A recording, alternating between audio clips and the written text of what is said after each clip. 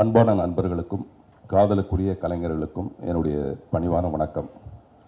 அன்பின் வழியது உயர்நிலை.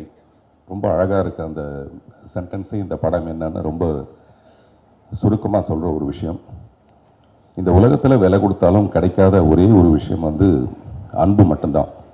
இப்போ இந்த மேடைக்கு நாங்கள் எல்லாம் வரோம்னா மீரா கதிரன் அவர்கள் மேலே நாங்கள் வச்சுருக்கிற மிகப்பெரிய ஒரு அன்பு. நாங்கள் யாரும் பேசணும்னு அவசியமே இல்லை, இங்கே வந்து சேர்ந்துட்டாலே போதும். நான் நிறைய விஷயத்த பாக்யராஜ் சார்ட்டு காப்பி அடிச்சிருக்கேன். முதல்ல நம்மளை பேச கூப்பிட்டா என்ன பேசுறதுன்னு யோசித்தேன். அதில் பாக்யராஜ் சார் ஒரு லீடு கொடுத்துருக்காரு. இங்கே சினிமாவை சுவாசிக்கிறவங்க டெஃபினட்டாக ரொம்ப ரொம்ப கம்மி. அதில் ஒருத்தர் இயக்குனர் ராம். நான் மீரா கதிரவன் சொல்லுவேன்னு வச்சுங்களா. அவர் மிஸ்டர் ராம் ஒரு மாதம் 1.5 மாதத்துக்கு முன்னாடி எனக்கு ஒரு ஃபோன் பண்ணி, அபிபின்னு ஒரு படம் இருக்குது, நீங்கள் மிஸ் பண்ணவே கூடாது, அவசியம் பார்க்கணும். இந்த மாதிரி கொஞ்சம் கலைஞர்கள் இருக்காங்க. சில பேர் இந்த மாதிரி ஒரு நல்ல படத்தை பார்த்தோம்னா அந்த படத்தை எப்படியாவது சேர்க்கறதுக்கு நம்மளால் முடிஞ்ச ஒரு சின்ன உதவியாவது செய்ய முடியுமோ அப்படின்னு நம்ம எல்லாருமே அதில் முயற்சி பண்ணுவோம். மீரா கதிரவன் அந்த மாதிரி நல்ல படங்களை மட்டுமே எடுக்கிறதுங்கிறது அவருடைய தீவிரமான ஒரு முயற்சி. அதுக்காக நிறைய கடுமையான கஷ்டங்கள் இருக்கும். நேற்று கூட ஒரு லஞ்ச் மீட்டிங்கில் நான் பேசிகிட்டு இருக்கும்போது என்னோடய நண்பர் ஒருத்தர் என்ன பெருமையாக சொன்னார், இவருக்கு இந்த மாதிரி ஒரு வியாதி இருக்குது, வேறு மாதிரி ஏதாவது வித்தியாசமாக படங்கள் பண்ணணும்னு சொல்லி தான் இவர் மாட்டிக்கிட்டார். இல்லாட்டி கமர்ஷியலாக படம் பண்ண ஆரம்பிச்சிருந்தார். அவர் நிறைய வசதி வச்சுருப்பார், நிறைய காசு வச்சுருப்பாருன்னு. சில பேருக்கு என்ன தோணுதோ, அந்த நம்ம சினிமாவுக்கு காசு சம்பாதிக்கிறதுக்கு பணம் சம்பாதிக்கிறத மீறி இந்த கலையை கொண்டு அழகாக சேர்க்கறதுக்கான நம்மளால் முடிஞ்ச ஒரு சின்ன முயற்சி. அதை தொடர்ந்து மீரா கதிரவன் ரொம்ப அழகாக பண்ணிகிட்டு இருக்காரு. தொடர்ந்து இந்த படத்தில் கூட பார்த்தீங்கன்னா கேமரா முன்னாடி நடிகர்கள் நடித்த மாதிரியே இருக்காது. அந்த வீட்டுக்குள்ளே நம்ம கொண்டு போய் கேமரா வச்ச மாதிரியா, இல்லை அந்த ஊருக்குள்ளே நம்ம கொண்டு போய் கேமரா வச்ச மாதிரியான ஒரு தோற்றம். அவ்வளவு இயல்பான ஒரு படம். இந்த அன்பை பற்றி நான் சொல்லும்போது இன்னைக்கு சாயங்காலம் நடந்த ஒரு நிகழ்ச்சி, தயாரிப்பாளர் ராஜன் அவர்கள் தற்கொலை பண்ணிகிட்டு இருக்காருன்னு ஒரு கேள்விப்பட்டு மனசு ரொம்ப ஒழுங்கி போச்சு. தேனப்பன்ட்ட கேட்டேன், என்ன சார் அவருக்கு ப்ராப்ளம்னு. அவர் சொன்னார், அவருக்கு வசதியெலாம் நிறைய இருக்குங்க, அவர் தனியாக ஒரு ரூமில் மட்டுமே இருப்பார், அவர் வீட்டுக்கெல்லாம் போகிறதில்லைன்னு. ஒரு குறிப்பிட்ட வயசுக்கு அப்புறம் என்ன தேவைன்னா அன்பான ஒரு பரிமாற்றம் வேணும். யாருக்கிட்டையாவது அன்பான 4 வார்த்தை பேசுகிறதுக்கான ஒரு வாய்ப்பு இருந்ததுன்னு வச்சுங்களேன், நிச்சயமாக அவர் இந்த முடிவுக்கு வந்திருக்க மாட்டார். இன்றைக்கி சோஷியல் மீடியாவில் இருக்கிற பிரச்சனைகள் ஒவ்வொருத்தரையும் நெருக்கி தள்ளி தற்கொலை பண்ணிக்கிற அளவுக்கு கொண்டு போய் தூண்டி விட்டுடுது. அப்படி இருக்க நேரத்தில் ஒருத்தருக்கு ஒருத்தர் அன்பு காட்டுறது ரொம்ப அவசியமான ஒரு விஷயம். இன்று மாலை கூட எனக்கு அது என்னால் ஃபீல் பண்ண முடியுது. அப்படி நம்மளே கலைஞர்கள் எல்லாரும் சேர்ந்து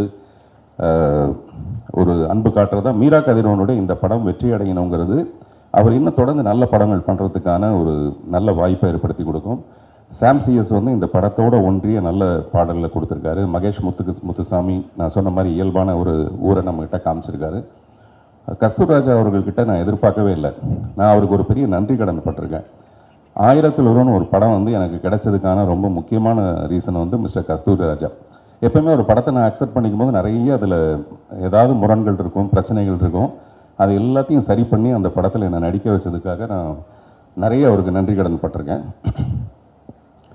இந்த படத்தில் ரொம்ப ரொம்ப இயல்பாக தன் மனைவி கிட்ட எப்படி நடிப்பாரோ அந்த மாதிரி ரொம்ப இயல்பாக நடிச்சிருக்காரு இந்த படத்தில்.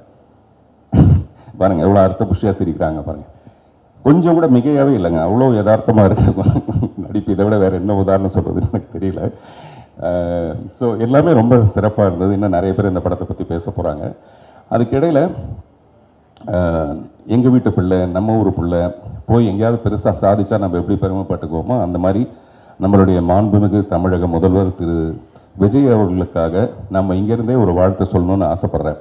என்ன காரணம்னா அது ஒரு ஒன்மேன் ஷோ.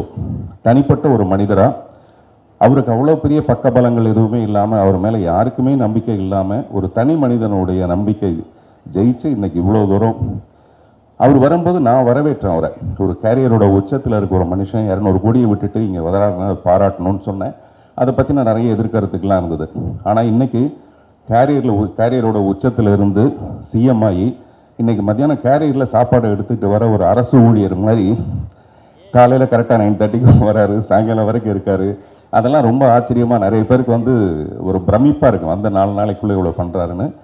அவர் நிறைய பண்ணோம். இப்போ கமல் சார் கூட பார்த்து ஒரு 6 விண்ணப்பங்களை கொடுத்துருக்காருன்னு சொல்கிறாரு.